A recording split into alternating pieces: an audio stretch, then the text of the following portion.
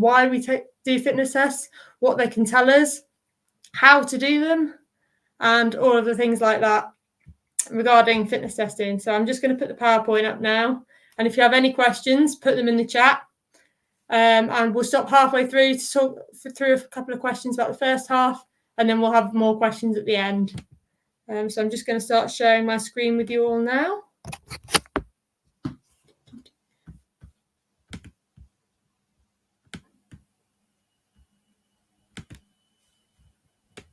Bear with me. Just sharing the screen. Can you all see that? I'm just going to put it on full screen. If I can remember how to do that. There we go. Fitness testing. So first things first, what is fitness testing? So fitness testing is a way to define and measure your fitness. So this will allow you to track your fitness over the course of the year, and it will give you a definitive number that you can use to track that.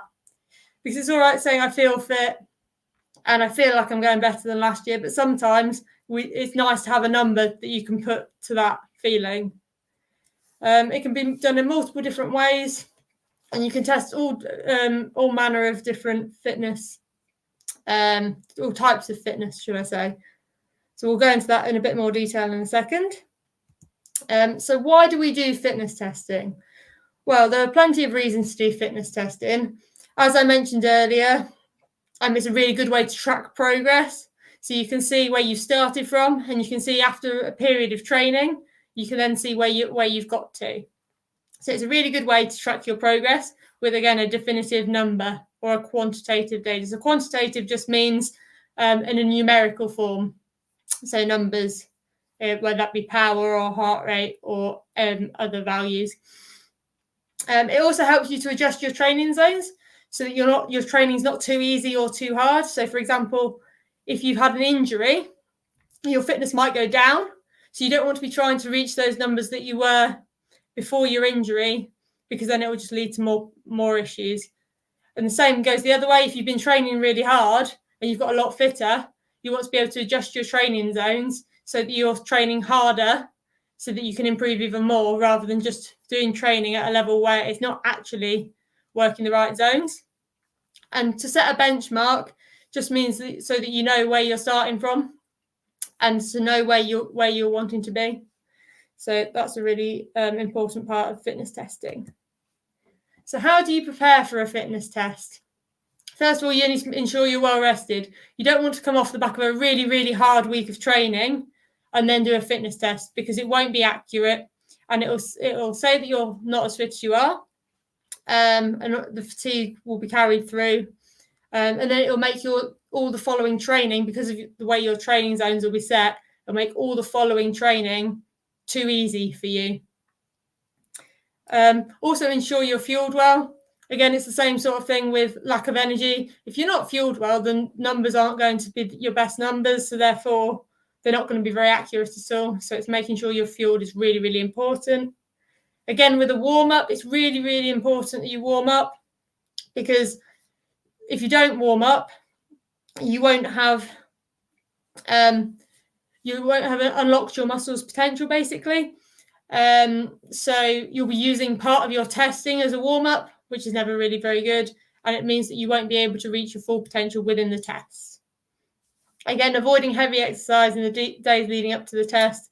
So you can still train that week. It's not as if you have to have a whole week off and then do your testing, but just make sure that you're not doing really intense sessions just before you test. Elements of fitness to test. So as I said earlier, there's plenty of different areas that you can test, and these all test different areas of your fitness. So for example, sprint power, so that'll be your short-term power, and that'll be the sprint athletes, and you might perform differently in all of these different tests. So if you test each different element, you can figure out where you're doing well and where you're not doing so well and where you need to improve.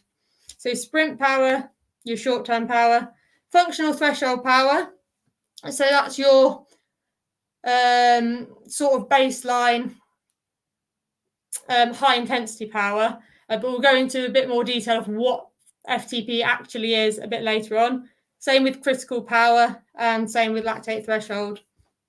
These are all terms that you might have heard flung about in cycling, but we'll go into a bit more detail on each of these, and I'll explain what the actual term means and how we can test them and what sort of information it actually gives us.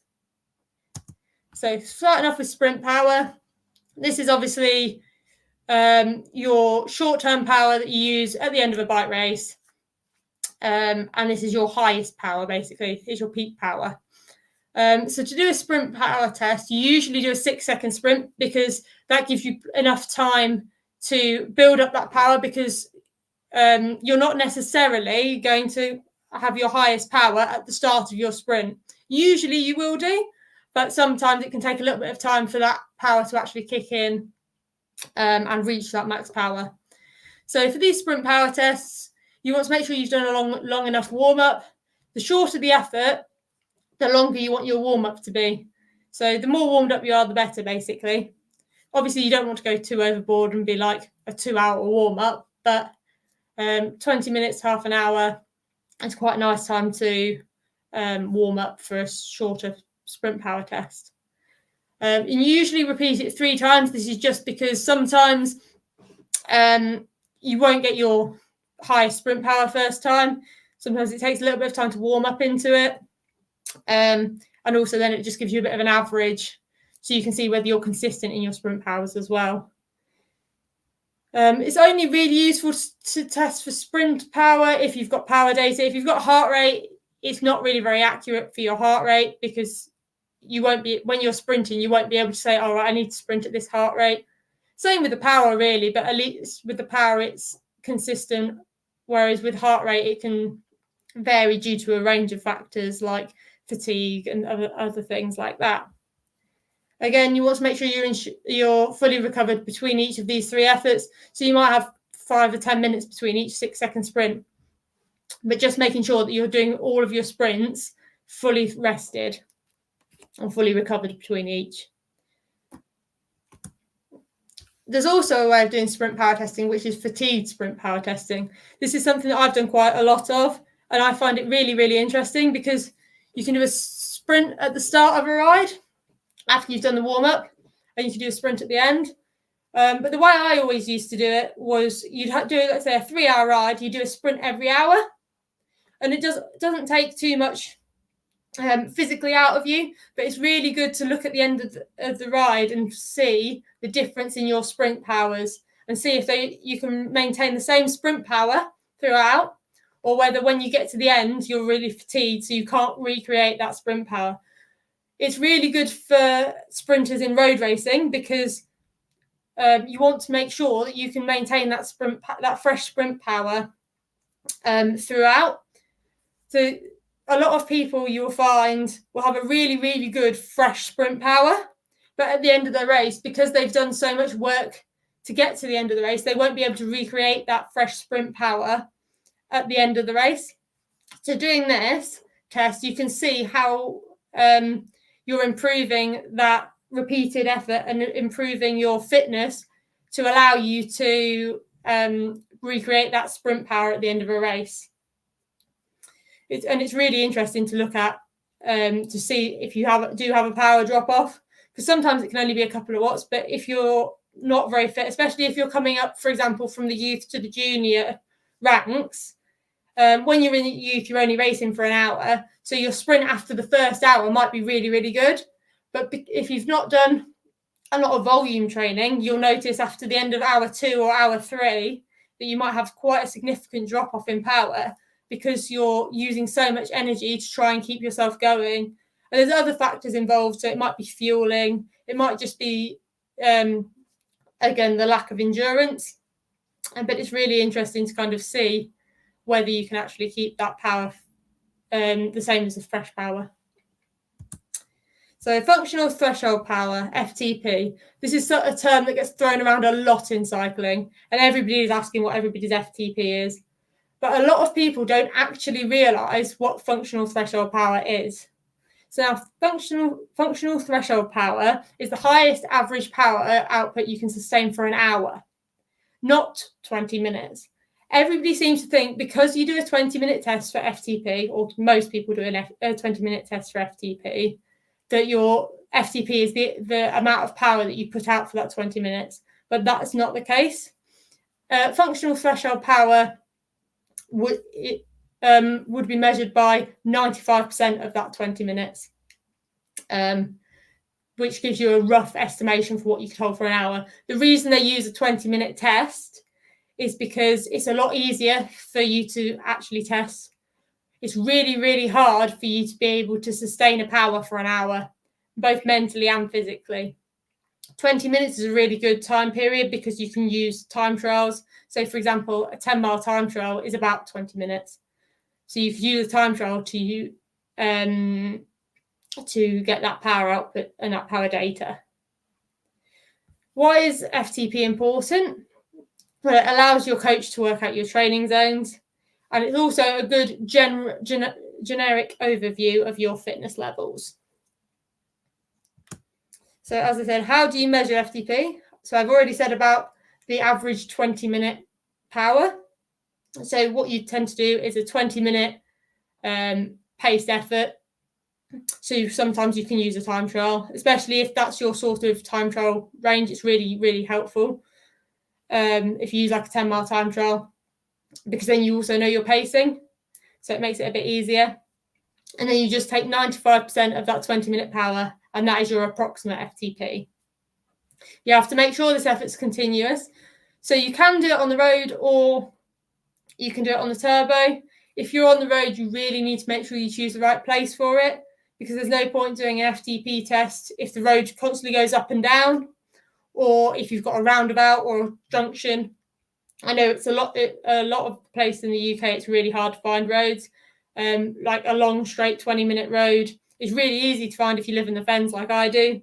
But if you're in the middle of the peaks, it might be quite hard to find something that's either long enough in the terms of a climb, that's not too steep, because you don't want something steep because then it can affect your FTP.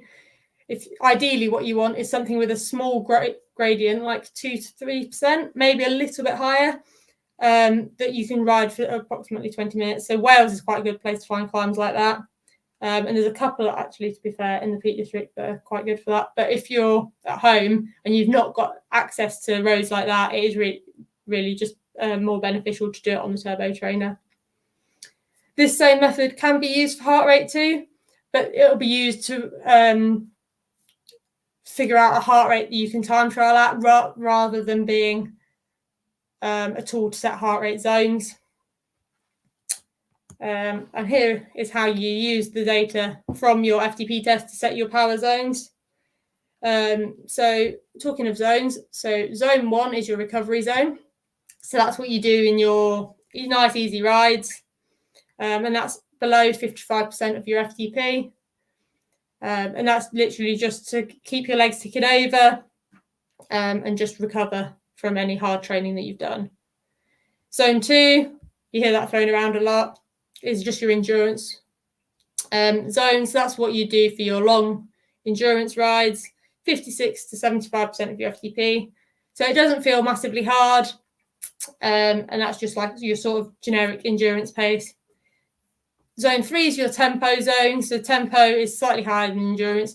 It feels hard, but not too difficult to hold for a long period of time. And that's 76 to 90% of your FTP. 4 is lactate threshold. We'll go into lactate threshold a bit later on, but that's basically where you start using your anaerobic system.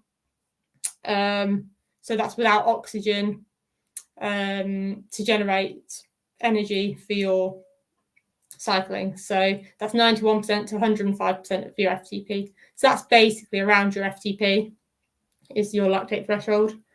VO2 max. So VO2 max, again, we'll go into a bit more detail of what this is later.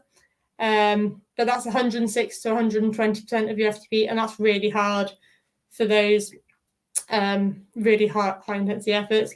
Anaerobic capacity, again, we'll go into a bit more detail later, but that's when you're no longer using oxygen and you're using your lactate system to generate energy. So that's 120 to 150% of your FTP. And then 7 is your neuromuscular power. So that's that really, really short, intense sprint power for 5 to 10 seconds. And you can't really measure that in power. It's just your top power. So do we have any questions? I'm going to stop sharing my screen for a second. Do we have any questions?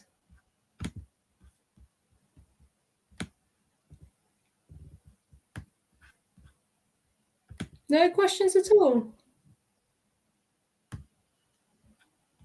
I've got one coming from Oliver and one from Vian.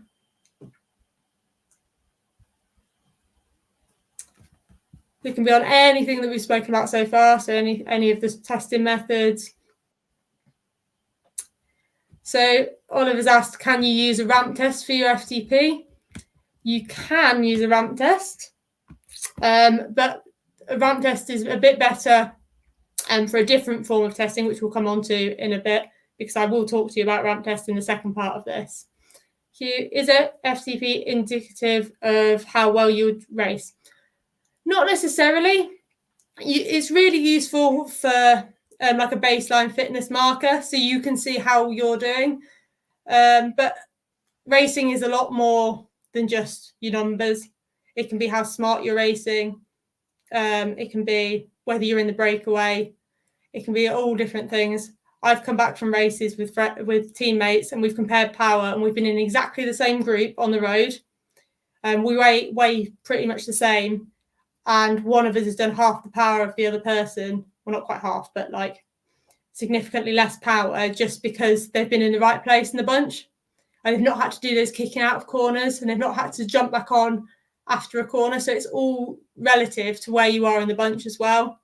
So it can give you an idea of how fit you are and how well you're going into the race, but it's not necessarily an indicator of how you'll definitely perform.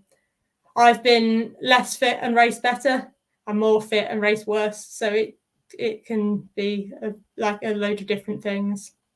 Oh, sorry, I missed a message from Vian as well. Best time of day to be going out to do the testing.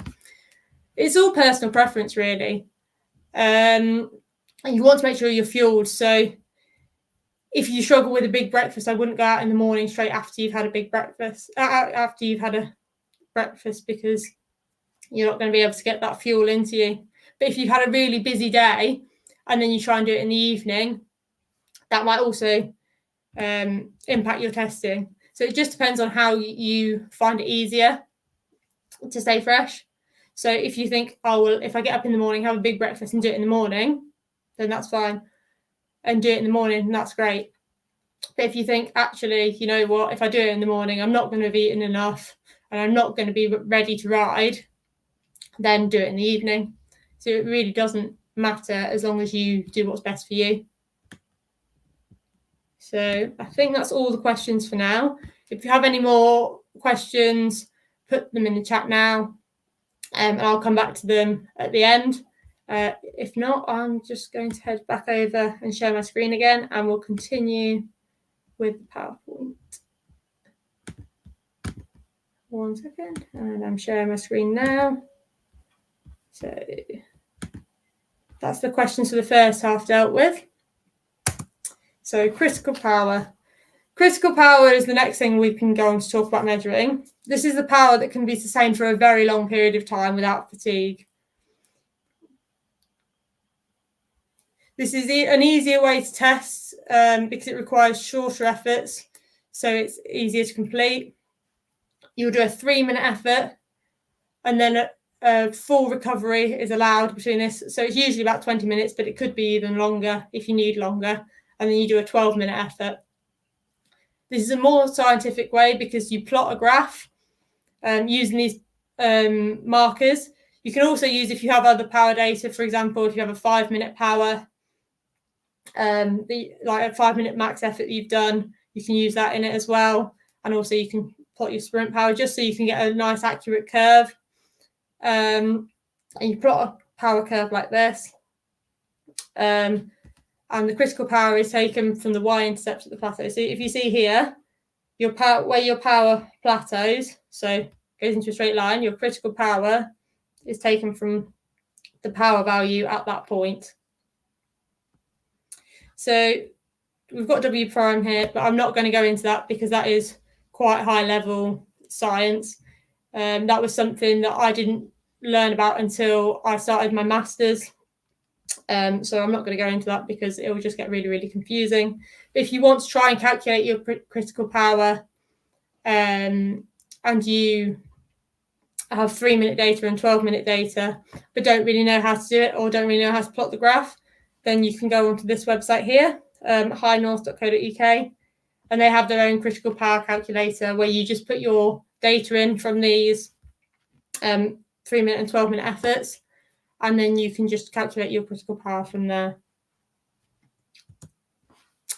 Then we're moving on to lactate threshold. So lactate threshold is done by a ramp test. So we were speaking about ramp tests earlier. So what a ramp test is basically the intensity of your effort increases over time in little steps or ramps.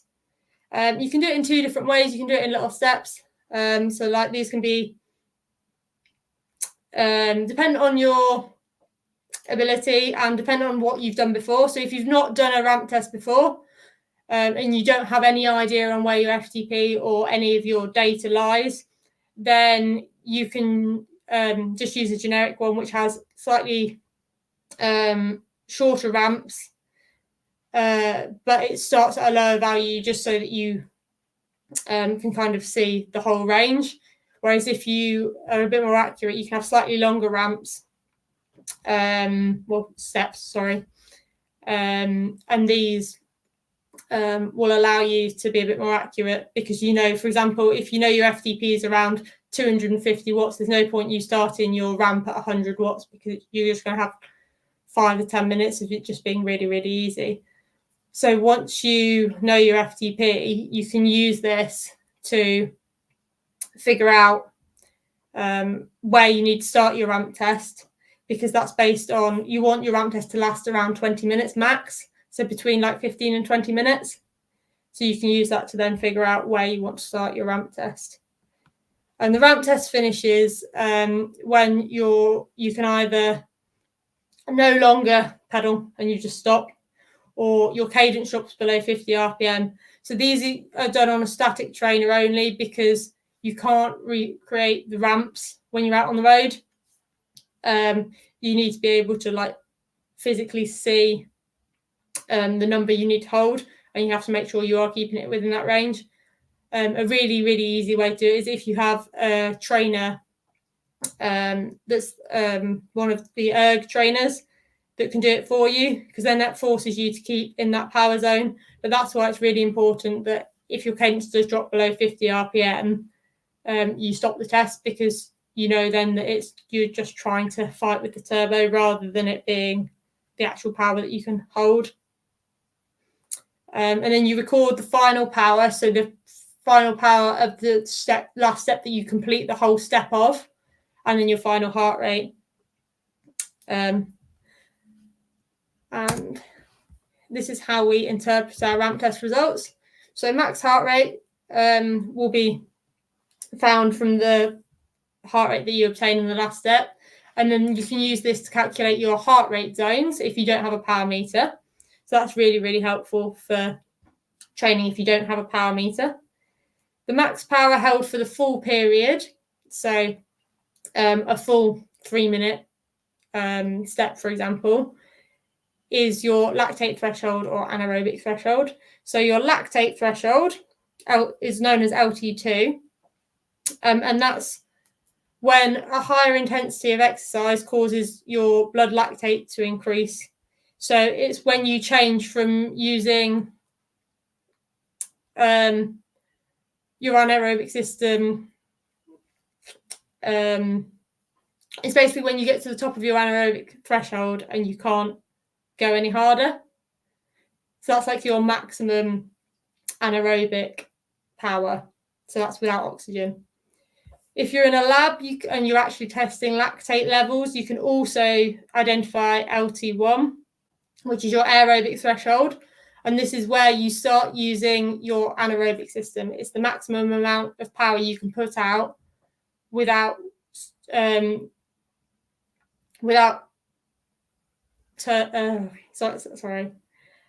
maximum amount of power that you can put out aerobically before you start having to recruit the anaerobic system, which doesn't use oxygen. So that's the first point, that you find blood lactate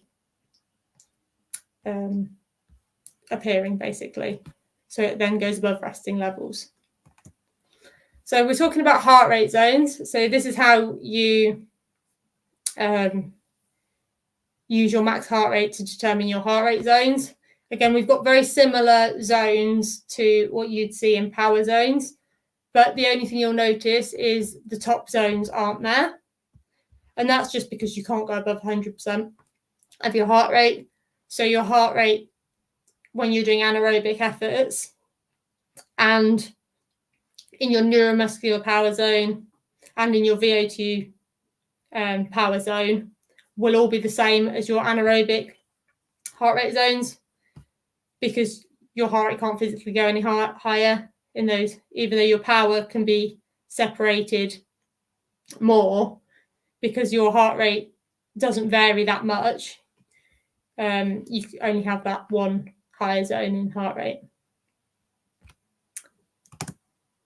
Watts per kilo. So watts per kilo is something that's talked about a lot in cycling again. But why do we use watts per kilo, and why do we convert the powers reached in any of these tests to watts per kilo? Well, it makes it more relative because it allows a fair comparison between riders. For example, if you were to just use power alone, a heavier rider will always have a higher, well, they won't always have, but they'll tend to have a higher power data than a lighter rider.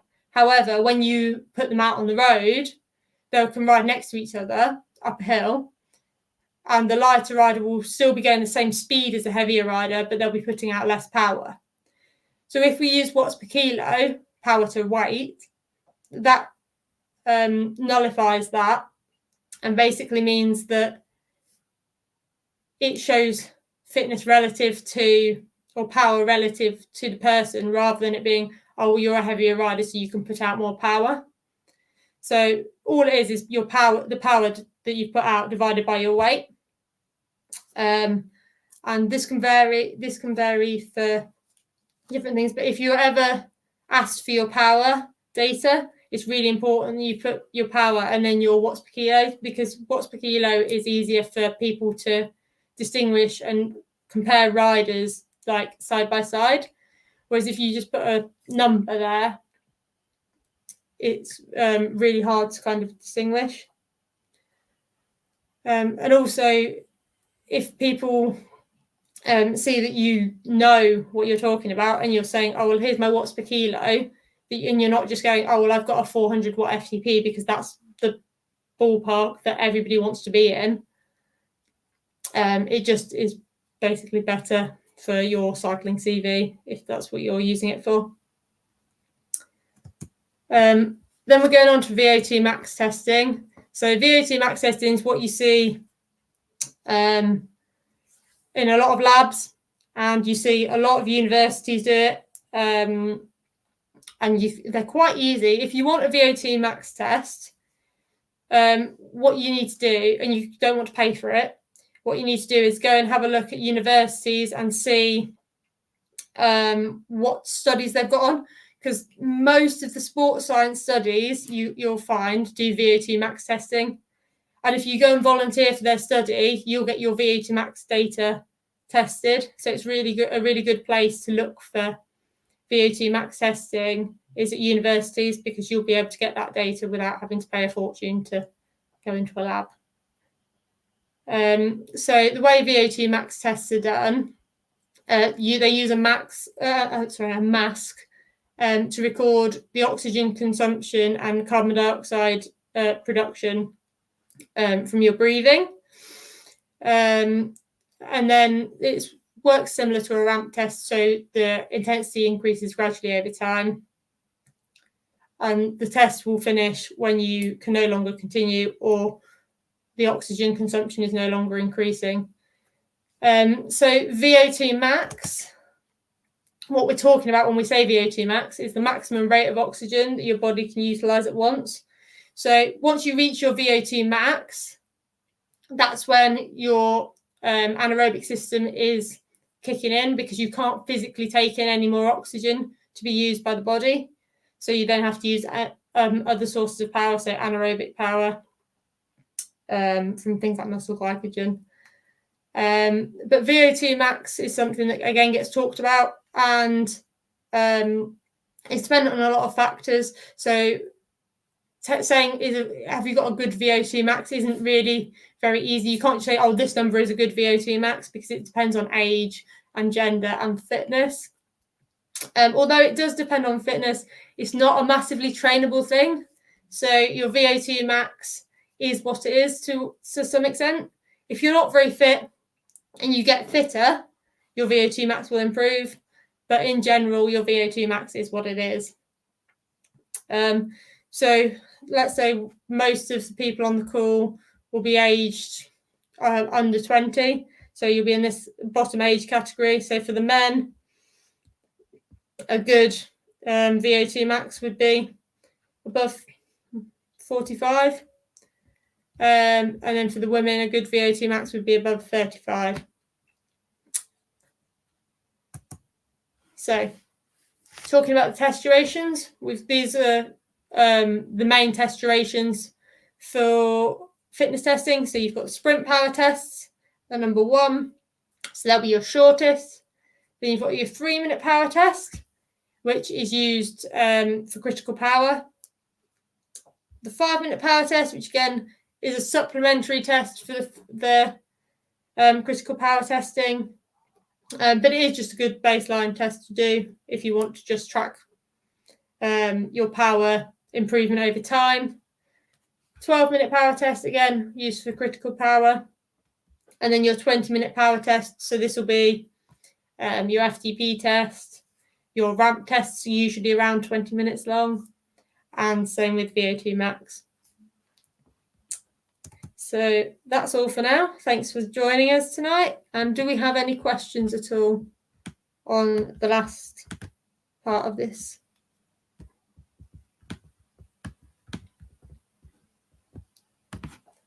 Any questions at all, guys? Surely there must be one at least on the second part of the presentation. Oh, I've got one from Vian coming in and one from Hugh. It can be on anything about ramp testing, anything about where you can get it done if you want to go to have lactate testing or VO2 max testing done. Anything related to anything that we've covered, or even something in the first part if you've thought about it now. I've got Ben typing as well now.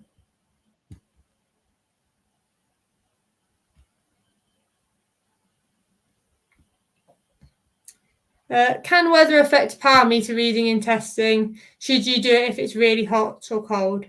So yes, it can affect power meter readings. The temperature can affect your power meter, but it's really important that you just calibrate your power meter. So to calibrate your power meter, you just need to make sure that every time you calibrate it, the number that you get on your screen is similar to the one before.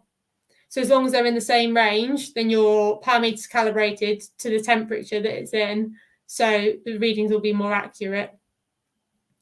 To answer, should you do it if it's really hot or really cold, that depends on your personal preference and how you tend to work. Like a lot of people know, some people don't like the cold weather, for example, and they really struggle producing power. I know in cyclocross, if it was really, really cold, I really struggled. So I wouldn't recommend doing power testing in the cold if you struggle in the cold. And most of the time, you're going to be in sort of a middle temperature range. Again, same with being really hot, because if you're not used to it, you'll really struggle to produce the power and it won't be an accurate data for you. Ben has said, what is the purpose of critical power? What do you use it for? So critical power, you can use it you can use it for zones, and you can use it to plot your curve. So you can, rather than with zones, you have specific brackets, and FTP estimates it, and you're only using one power test. Critical power just basically estimates it more accurately, because you're using more than one test rather than just basing it off your 20-minute power. It just basically adjusts your zones better, because you're taking it from a 3-minute, a 5-minute, and a 12-minute test. I hope that makes sense. Is your FTP the final number you achieve on the ramp test? So the ramp test is slightly different. So it will not be necessarily the final number you achieve on the ramp test. The ramp test isn't really designed for FTP testing. It's more designed. It's more designed for your lactate threshold, because your FTP is a bit more is sort of a continual effort. So it's harder to predict from a ramp test your FTP, because you're not doing a continual effort. I hope that makes sense. Is there any more questions before we wrap this up? One from VN. How often to test? So it depends on a lot of factors. Like, for example, if you've been injured, you want to test as soon as you get back into training, and then you'll want to test a bit more regularly, because you'll be building that fitness. But also, equally, you don't want to test every week, because if you're testing every week, you're going to have to compromise your training. So it really does depend. You can do, I'd probably say every couple of months would be a good way to test. And also, if you feel like sessions are getting easier and you're not, and you're able to complete everything with ease, then I'd test again, because you'll know better than anybody when you're getting fitter. And if you keep completing all your sessions and thinking, oh, this is really, really easy, then you'll want to test again. Equally, if you've had a bit of time off and you're finding sessions harder, then you want to retest, just so that you're not trying to struggle to complete sessions that you're not fit enough to complete. So it can completely change. Also, with race season, fitting testing in race season is nearly impossible. So it's really hard to test during race season. If you've got a mid-season gap in racing, then you might want to test again. But yeah, it's just personal preference, and just making sure that you leave a decent gap between testing, because obviously I appreciate that it's quite hard to find time to test, because it takes away from your actual training as well. What if you set a PB in a race? Can you go off that, or does it have to be a test? No, you can use a PB in a race. A lot of my PBs are in races, because you can go a lot harder in a race without thinking about it. Like in a race, if you're trying to keep up with somebody, you're going to try a lot harder, and you're not going to be thinking, oh, I've just got to keep this power.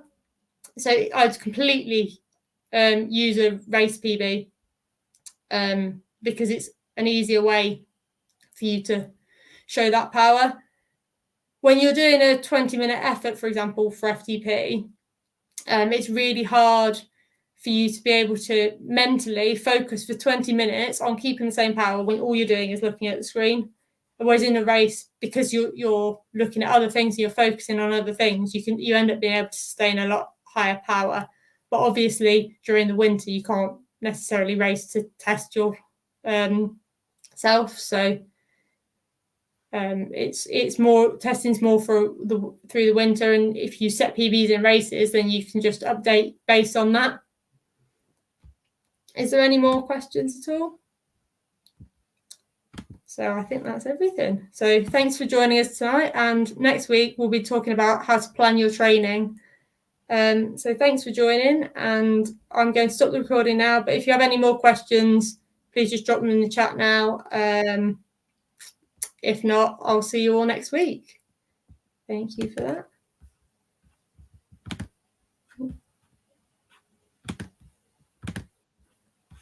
Thank you for joining, everybody. And I'll see you next week.